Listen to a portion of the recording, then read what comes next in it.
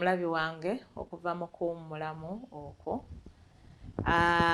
Yakatweyungako tusanyusa okulaba webali oli ku mukutu gwa 3ABN program Bayibuli egamba ki.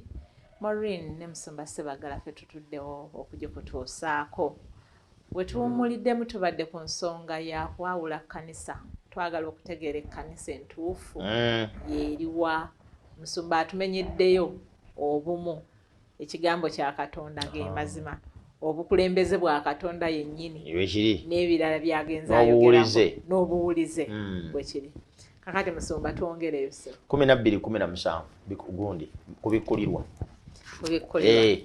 wali obubonero obulala obwogerwa ku kanisa yasigalawo buli wabunaafaanana butya naddala ekiseera ekyenkomerero agambye ate agambye nti ogusota ne gusuulibwa ne gusunguwalira ogusota 17 yes 17 esoma olwennyini lwe lutuufu otyo ogusota ne gusunguwalira omukazi ne gugenda okulwanagana n'ab'omuzadde ly'abasigalawo abakwata ebiragiro bya Katonda nga balina naki era abalina okutegeeza kwa Yesu. Bintu bibiri ekkanisa esembayo ey'omulembe guno erina two distinctive futures. Gyayise eyasigalawo lwaki eyasigalawo kuba okuviira ddala ku Ibulayimu actually okuviira ddala ku Adamu wabaddewo ekkanisa esigalawo. Ekiyiibwa ekyakuba olusuku Adeni ne wafikkawo Adamu ne Kaawa awo ne basigalawo. Mu kiseera kya Nuuwa ne wafikkawo Nuuwa oyo n'asigalawo. Mu kiseera kya Ibulayimu n'ayitibwa n'abeera ku baasigalawo. Mu kiseera ky'Abayisirayiri ne baawulwa okubeera eggwanga ne babeera ku baasigalawo. Buli mulembe Katonda azze abeera n'abantu abafikkawo nga bali ku lulwe baayita ekkanisa. Nga bali ku lulwe naye waliwo ebintu bibiri bye bafaananya okuva ku lubereberye okutuuka leero. Kwe kukuuma amateeka ga Katonda n'okukkiriza kwa Yesu. Period. Ibulayimu yamenya mateeka bwe yagamenya n'agwa n'ayingira mu buwulize eri Mukama n'asaddaakanga okukkiriza kwa Yesu. Nuuwa yawulira amateeka nti bajja eryato enkuba egenda kutonnya. Bwe yamala okugawulira n'akkiriza mu kisa kya Yesu ekyalabikira mu kabonero ka Musoke. Ibulayimu yawulira ddoboozi lya Katonda, tambula ogende nze simanyi gy'oligenda nege tambula gye ndikulaga gy'oligenda. N'asaddaaka Isaaka mu kabonero ako aka Yesu Kristo ak'obuwulize. Kye tugamba kiki ebbanga lyonna wandibaddewo okwewolereza Musumba kataabona bonna bombi ndabawo okwewolereza nuwe enkuba tagirabanga nako oddala obitegeeza oba byakusanga n'abantu bali okujeema bagamba ffe tetulabanga ku baali batuufu kati bw'otunula ne Ibulayimu ono bamugye mu nsi yannyo gy'amanyidde agende gy'atamanyi tuuka ku mwana we Katonda n'agenda kusaddaaka Isaaka ate kati kiki kyonjagaza naye nga mu ekyo amulaga kabonero ka saddaaka ya Yesu Kristo. Waliwo ebintu bibiri okuviira ddala ku kkanisa y'olusuku Adeni okutuuka leero ebifaananya kkanisa ya Katonda eyasigalawo. Ebyo tebyawukana mu mirembe gyonna. Buwulize eri mateeka ga Katonda na kukkiriza kwa Yesu. Beera n'ensonga ebyo naye Katonda yayogedde. Ebyo bibiri bibikakasa ekkanisa esigaddewo nga y'amazima. Kyebula ba Setaani byalwanisa. Setaani alwanisa buwulize eri mateeka ga Katonda, alwanisa kukkiriza mu Yesu Kristo n'obulokozi bwe. Ebyo ebibiri ekkanisa eba tebigatta eriko ekizibu. Bamba linako kino Yesu baamuta. Bamba linako Yesu mateeka baagata. Ffe tugamba nti ekkanisa ey'amazima byombi ebitambuliza wamu. Abo olunyiriri olugambye nti Setaani beerwanise. Kati abo Setaani bokka balinako obuzibu. Era gwe mutawaana gwe. Kubanga amazima agabavaamu gasala. Bw'owuliriza enjiri y'abantu abasigalawo oyinza okunyiiga n'okuvuma n'ovuma. Waliwo omusajja eyavuma awo. Saamukubulirako kugundi waliwo puroguramu yaffeemu gye nateeka ku Facebook. Hii nakiteeka ku Facebook. Sasa nawandiika ekivume ekinene sinza nakyogera wano. Era tokyogera mu. Be ekivumo n'avuma ate yakuvuma nnyo. Yakuvuma nnyo nagano. Nakakazako. Nako nakwongera. Naye yagamba amazima gakaaba. Omanyi bw'oba ogalya wano. Gasooka ne gabanga agawoomerera. Amazima gamukaayira. Gatuukanga mu bye n'olanga gakaaye. Kati ekkanisa yasigalawo eyo. Ebigivaamu oteeka kuginyiigira. Ekkanisa etaasigalawo byeyogera biwooma. Obinyumirwa. Kuseka. Kujerega, kusuubiza nsi naggulu bugaga, kulonda byapa manyago, tokyusa ku mbeera zo, sigala mbutamivu, abakazi wasanga b'oyagala, oba osamira kale samira kasita tubireeta wano. Ekkanisa ezitaasigalawo zaalekera omuntu eddembe. Naye yasigalawo bw'etandika okwogera obukyayi n'obukambwe buyimuka. Batuvuma, batwaki batugamba, lwaki batuwogerako. Omanyi obukambe lwaki buyimuka? Bayibuli egambye Setaani n'asunguwalira ekkanisa yasigalawo.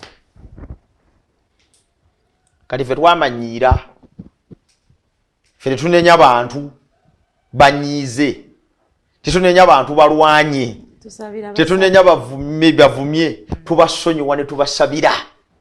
Netunenya Setaani. Mukama basonyiwe kubanga tebamanyi kye bakola kubanga amazima gazze gye bali. Lwaki twogera ebigambo bino tugamba nti ekkanisa eno Yesu Kristo emugoberera. Etambula nga bwe yatambula. Kubanga ennyini yeeyogeddeko mu 14:6 bwe wagambye nti nze ekkubo n'amazima n'obulamu.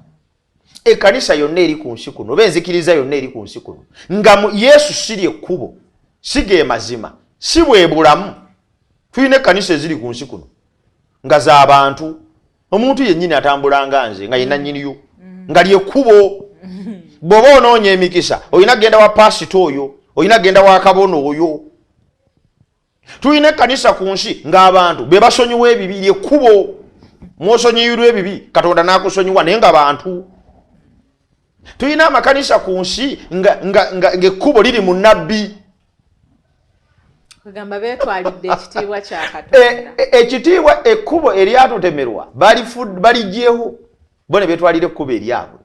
Kati ekkanisa yonna etatunuulira Yesu ng'ekkubo n'amazima n'obulamu, kumukkiriza nga mulokozi na kumutwala nga kyakulabirako. Kubanga Peetero ekisooka 2:23 bw'agamba, olw'obudde tuyinza obutalisoma. Peetero ekisooka 2:23 agamba kubanga ekyo kye mwayitirwa. Kristo yabonyaabonyezebwa ku lwammwe ng'abalekera ekyokulabirako mulyoke mutambulirenga mu bigere ebye. Ekituyisa Abakristaayo kwe kutambulira mu bigere bya Kristo. Kyekyo ekigambo Christian kitegeeza kutambulira mu bigere bya Yesu Kristo. Ekyo ekyogerwako eri mu Bikolwa 9:2 ti Sawulo bwe yali ayigganya n'agenda anoonya abantu b'ekkubo. The way.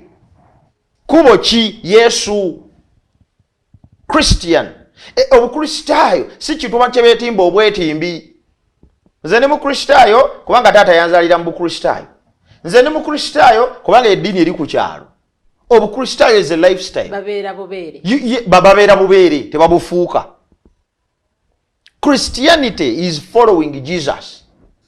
Faith in Jesus. Toyinza gamba nti olina faith mu Museveni nga president wa Uganda noba nga togobeera NRM notayambala yero. Tosobola. Toyinza kubanga olina faith mu muzaddewo n'akugamba nti mwana wange ogenda kusomera mu ssomero gundi n'ogaana. Kati Yesu alina bye yakola. Balo kimanyi nti Yesu yabatizibwa nnyikibwa. Teyanyikibwa bunyikibwa mu mazzi. Kati gwobeera otya Omukristaayo nga tonnyikibwa? Ayogerako okutuukiriza obutuukirivu. Gwobeera otya Omukristaayo ekkanisa ey'amazima ebeeyetya nga tennyika bantu ng'ate yeeyita Nkristaayo. Pita n'okuwulira mainstream Christianity oba kiki nange sigitegeera. There are those the denominations in mainstream Christianity. What is mainstream Christianity? Christianity is not mainstream. Christianity is following what Jesus did, not in numbers. Ba olwokuba kati bano bali million 8 kati yo mainstream. What do you mean by mainstream Christianity? And branding Seventh Adventists as a cult. ako kabinja naye ffe tuli mainstream. Mainstream Christianity etakola Yesu bye yakola. Eyo Christianity ki? Musumba nti era ne Yesu yatulabula nti balyetuuma erinnya lye. Nenga si babe. Balyetuuma abakazi bonna balirwanira omusajja kituufu. Nga bwe tulwanira Kristo kumwayita erinnya egaga ne bw'ototuwa ebirala byonna ffe kasita otuwa erinnya. Kati abantu baagala kubeera obeeza acquainted na Kristo gwe batagobeera byakola. Kati Yesu Kristo yabatizibwa nnyikiro. Goyinza okubatiza ng'okola birala n'ogaana naawe oli mainstream Christian. Which Christianity is that? Yesu yakuuma Sabbiiti. Luka 16. Sabbiiti bwe yatuuka custom. It was his custom. Nkola ye. Okugendanga mu kkanisa ku Sabbiiti okusinza. Kati gwe Sabbiiti bwe yatuuka ng'okola bibyo. Mboyo mu mainstream. Which mainstream Christianity is that? Yesu Kristo gwe twogerako si ekyo kyokka. Yesu Kristo yakuuma amateeka ga Katonda. Yokaana 15:10. Gwembulira etteeka limu Yesu lye yamenya. Soma 15:10. Twagala kufundikira. Yokaana 15:10. Agamba ati 15:10. Yokaana agambye ati bwe mukwata ebiragiro byange munaabeeranga mu kwagala kwange nga nze bwe nakwata amateeka gange nembeera mu ki? Nembeera mu kwagala kwe. Yesu yakwata ebiragiro byani? Bya kitaawe. Kati gwe lugamba otya ate amateeka gaavaawo? And you are saying we're Christian. Kitegeeza nti amateeka Kristo yamenya liriwa bwe kabanga gaavaawo tegaliiwo. Gwe mbulira limu lye yamenya mu 10. Kubeera abakumenya n'erimu n'okufaako teyandivuddeyo. Yesu lwakuba mumenyi w'amateeka yandibadde mwonoonyi nga ffe. Era naye yali yeetaaga kufiiririrwa. Ekyamufuula saddaaka etuukiridde kwe kuba nti ebiragiro bya Katonda byonna byatuukirizibwa mu ye nga twali na kimu kimenyeddwa. Kati how do you call yourself a Christian? Oyinza okuyita omukristaayo nga tokola Yesu bye yakola. Okujja nga tomanyi mukristaayo kye kitegeeza. Kyava agambye abakwata amateeka ga Katonda nga balina n'okukkiriza kwa Yesu. Okkiriza kwa Yesu kitegeeza okumukkiriza nga mukamaawo. Yesu agambye nze mukama wa Sabbiiti. Ntegerekese bulungi. Gwoyinza otya okulaba president ate ebibye n'otabissaamu kitiibwa.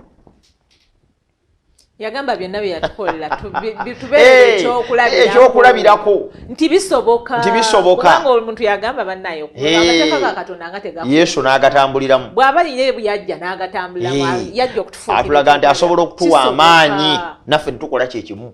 Yesu asobola okumpa amaanyi nendekera okutemula abantu. Yesu asobola okumpa amaanyi nendekera okusamira. Yesu asobola okumpa amaanyi nendekera okuwaayiriza. Yesu asobola okumpa amaanyi nendekera okujeemera abazadde.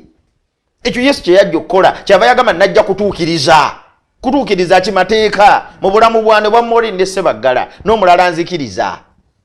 Kati kalisa ekiseera kino ezirwanagana ne bino ne Katonda be yalagira bafigitinga around ate gano wegali ate gano gavaawo fe ate kati gano ate gano. Lwaki tufigitinga around n'amateeka ga Katonda ng'ate kwe kwetololera ekigambo ekiyitibwa ekkanisa ey'amazima? Olwekyo ekitunywezezaako nnyo nga tumaliriza tugamba tobadde okimanyi nti akabonero akasembayo kanisa ya Katonda eteekateeka abantu kuva wano. Terina akabonero kasingaako. Ekkanisa ya Katonda kwogirabira kwe kubeera nti eteekateeka abantu kuva wano. Si kusiisira. Bw'olabanga ekkanisa ng'eteekateeka abantu kusiisira wano Luka misinde. Kasomero olunyirikale lumu lweza lunaatumala. Revelation 21:9-11. Some ezo tumalirize n'ezo. Kuva wano. Agambye 21:9-11. 21:9-11. Sura 20. Romenda pakole mwagamba atya? Ne wajja omu okuba amala ne wajja omu owokuba ki? Owokuba malayika omusanvu n'agamba atya? Abalina ebibya omusanvu abajjula ebibonyobonyo omusanvu abajjula ebibonyobonyo omusanvu eby'enkomerero. N'ayogera n'agamba nti jangu naakulaga omugole mukazi w'omwana gw'endiga. Owulidde? Omugole mukazi w'omwana gwaki? Omwana gw'endiga. Ebigambo ebyo bya bunnabbi. Nyinza obbiwa amakulu. Osoma lwakumeka kati? Kati nnyingira lwa 10. Somero 10. N'antwala mu mwoyo ku lusozi olunene oluwanvu otyo n'andaga ekibuga ekitukuvu Yerusaalemi nga kikka okuva mu ggulu ewa Katonda. Ekibuga Yerusaalemi kye yamulaga gw'abadde ayita omugole. Ekibuga ekyo nga kirimu baani soma 11 otyo nga kirina ekitiibwa kya Katonda okumasamasa kwakyo ng'ejjinja ery'omuwendo omungi ennyo ng'ejjinja lya seppi eritanga lijja otyo nga kirina bbugwe omunene omuwanvu okumakula 11 nga kirina emiryango 12 ne ku miryango bamalayika 12 otyo ne bw'okomaawo katulaba ekibuga Yerusaalemi nga kirimu abatukuvu oye mugole ngubadde okimanyi nti ekkanisa ya Katonda ey'amazima eri wano ku nsi eteekebwa kubaako nagyetwalibwa ebeere. Ekkanisa yonna ekuleka wano waliyo ekkanisa zitalina hope beyond here. Era ng'omugoberezi waayo obulamu bwe bwonna tebuli musuubi lisukka wano. Agirimu kuwona maaso, kuwona bulema, kufuna visa, kuvuga ku mmotoka, naye kwewaanira ku banne, kufuna promotion ku mulimu, kugula ttaka mu kyalo. So nga ate ebyo bye bitono ennyo bye tufuna. Kati ebyo ne bwe tutafunako n'ekimu ku byenjogedde.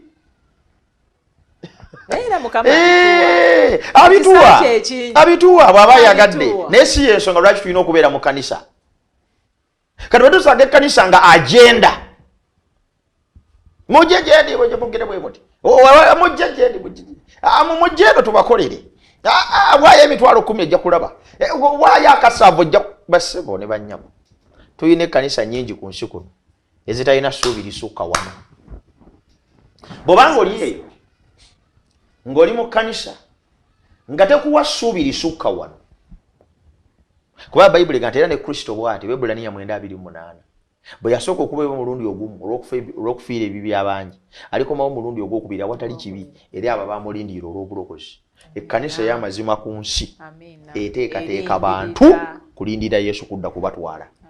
Naye obeera mu kkanisa ku nsi nga tekuteekateeka kusisinkana Yesu kutwala mu ggulu ng'ekuteekateeka agenda Buwarabu visa simanye kuteekateeka kukoma wabamu baminga olinga nabyo ate bw'olifa ojja kutuuka eyo tukuweereze essaala ofuuke simanye omuntu afudde alina bamalayika eyo mu ggulu beeyagala ng'oggyeko ebisuubizo ebitali byangu era ebitali byangu nnyonnyola.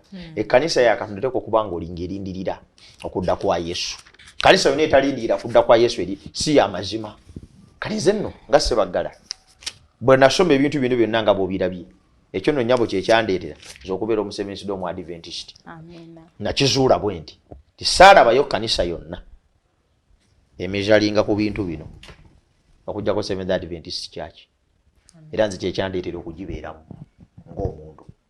Ekyo ky'omulala okugibeeramu kiki? Naye nga nze kati mbadde nkuwa ensonga lwaki ndi musevensi d'omu Adventist. Lwaki siwuba kugenda walala? Kubanga bino byonna bye nnyinnyonnyodde Bayibuli byesomesa si byange. Era nsaba n'abatulaba badduke okweyunula ekkanisa eyasigalawo. Obulamu bwe buwona okufa batambulire mu mazima ag'essuubi bafune obulamu obutaggwaawo. Amen. Byogeddwa byonna ebigambo mukwano gwange twongereko ki? Byonna biri mu kusalawo okwo. Musumba nga tumaliriza tugendeko ku kibuuzo ky'Oluganda Katonda ekyeyatuweereza n'agamba nti Katonda ayogera